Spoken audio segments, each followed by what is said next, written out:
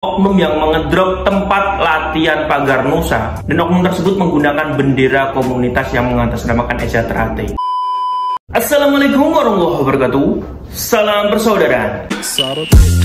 Mari gabung bersilat, kota terlahirnya para jawara pencak silat. Mari gabung bersilat, pusat terbesar yang ada di dunia pencak silat. Mari gabung bersilat, cepat berkembang pesatnya olahraga pencak silat.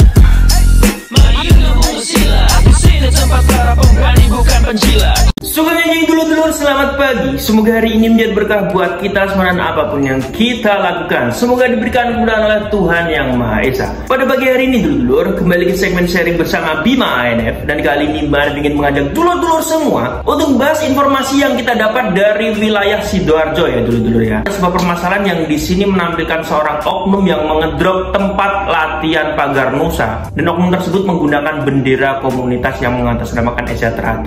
Yang walaupun di sini tidak ada sama sekali pakem atau suatu hal yang identik dengan EZRAT, namun bendera komunitas yang bertuliskan Sidoarjoan ini merupakan komunitas yang semua dulur-dulur tahu lah, bahwa julukan semut ireng yang lebih sering digunakan oleh dulur-dulur dalam memberikan nama komunitas mereka yang belakangnya diberi tambahan an ini ya kan. Ini merupakan kelompok yang didominasi oleh para anggota persaudaraan Setia Hati Teratai. Namun permasalahannya di sini dulur-dulur, ternyata oknum ini bukanlah anggota dari persaudaraan Setia Hati Teratai, karena ditemukan sebuah monel atau kalung yang di sini berlambangkan perguruan mereka. Jadi di sini niat mereka sebenarnya mau membenturkan PSHT atau komunitas PSHT dengan Pagar Nusa ya kan. Hanya saja mereka tidak rapi atau tidak bersih dalam melakukan tindakan tersebut. Mungkin di sini bisa sedikit kita ceritakan kronologi singkat kejadian tersebut ya dulur-dulur. Jadi pada malam tersebut dulur-dulur, saudara kita dari Pagar Nusa ini sedang melaksanakan latihan atau giat tren rutin seperti biasanya. Lalu tiba-tiba datanglah segerombolan orang-orang yang datang untuk mengedrop tempat latihan tersebut, dan untuk melancarkan niat mereka membenturkan PSHT dengan Pagar Nusa ini dulur-dulur, mereka di sini menggunakan bendera komunitas yang lebih identik dengan komunitas PSHT. Namun di sini beruntungnya oknum yang membawa bendera ini tertangkap, dan akhirnya mereka diinterogasi, dan ketika diinterogasi tersebut dulur-dulur, mereka ditemui menggunakan kalung dari perguruan mereka. Jadi itulah penyebab terbongkarnya niat oknum-oknum ini untuk membenturkan PSHT dengan Pagar Nusa.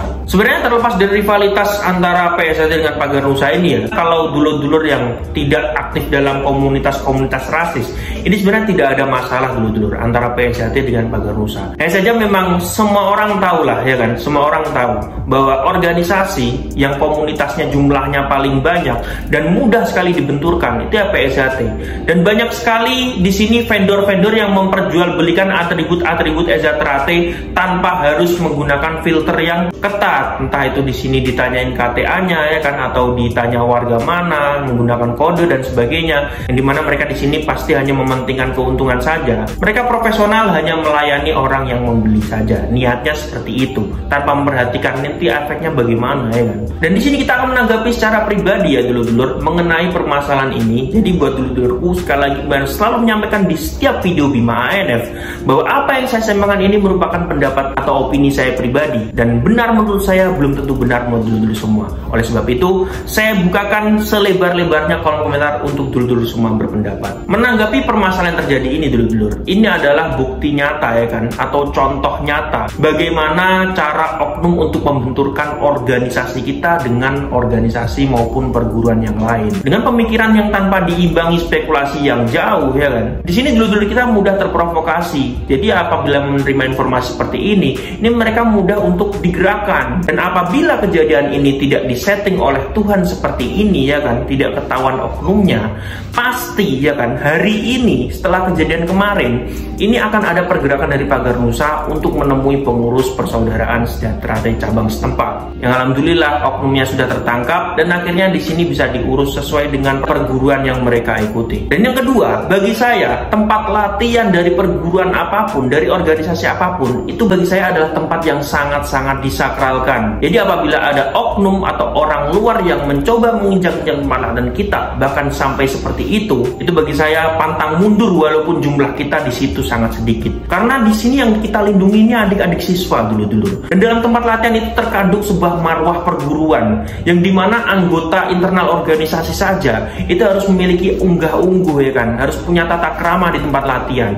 Apalagi orang luar sudah datangnya tidak sopan, berani-beraninya intinya seperti itu. Jadi yang dilakukan oleh oknum-oknum ini tidak hanya melanggar norma masyarakat saja, tapi juga melanggar aturan dalam perguruan. Namun di sini Bima NF tidak akan memberi tanggapan lebih jauh lagi ya mengenai permasalahan yang terjadi atau yang menimpa dulur kita Baganusa ini, karena bukan ranah saya. Tapi yang jelas kalau saya pribadi selalu memberikan masukan kepada dulur-dulurku PSHT ya kan, bahwasanya dalam menghadapi permasalahan ini kita jangan sampai membalas seperti hal yang sama dilakukan oleh mereka. Kita ini organisasi besar dulur-dulur, kita punya struktur. Apapun langkah kita, apapun keputusan kita sounding dulu kepada pengurus cabang. Kita semua yakin pengurus cabang pasti akan memberikan solusi terbaik. Namun berbeda cerita apabila ada oknum yang berani-beraninya menginjak-injak tempat latihan seperti kejadian di Ngadin Kediri kemarin dulur-dulur. Itu bagi kita itu merupakan sebuah harga diri yang sudah diinjak-injak. Jadi pembelajaran dari video ini semoga kita bisa saling hormati, saling menghargai, dan tidak ada untungnya untuk melakukan hal-hal seperti ini dulur-dulur. Karena kita semua sebagai umat manusia ini tidak bisa memilih dari mana wadah kita untuk mempelajari ilmu bela diri aliran pencaksilat ini. Yaitu hak mereka untuk memilih. Jangan kita ngerusuh-ngerusui. Mau masuk Baganusa monggo, mau masuk IKSPI monggo, mau masuk Eza Winongo monggo, mau masuk Eza Trate monggo, itu hak mereka. Tapi keputusan terakhir ya kan, pilihan terakhir itu pasti akan muncul dalam hati nurani mereka. Mereka ini mau memilih ikut yang mana, mereka lebih nyaman yang mana, tanpa kita harus ngedrop tempat latihannya, mengganggu latihannya. Jangan sampai seperti inilah, karena justru tindakan seperti ini memperlihatkan kita betapa irinya kita dengan perkembangan organisasi atau perguruan yang lain. Oke dulurku, terima kasih sudah menonton video terbaru dari Bima NF, dan sampai jumpa di video yang selanjutnya. Salam persaudaraan.